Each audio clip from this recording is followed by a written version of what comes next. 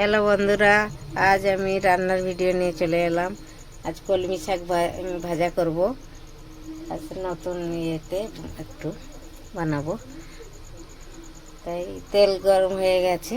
কড়াই দিচ্ছি শুকনো লঙ্কা দুটো কেটে ফোড়নে,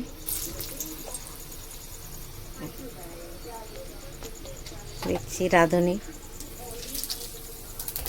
একটু দেব রসুন,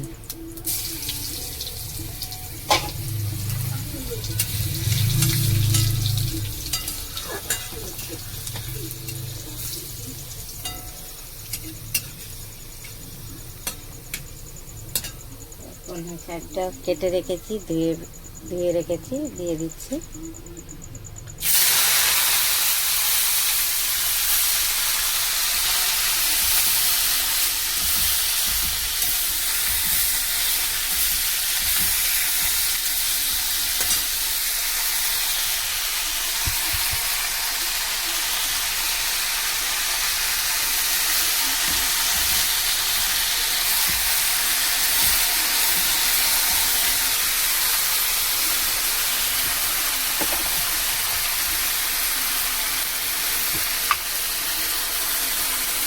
পরিমাণ মতো নুন দিয়ে দেব,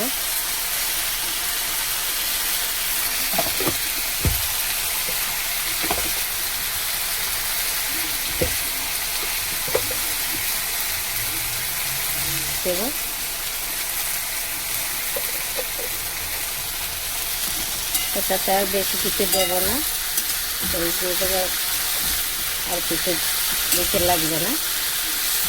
এবার ঢেকে দেবো। হ্যালো বন্ধুরা, আমার কলমি শাক ভাজা হয়ে গেছে।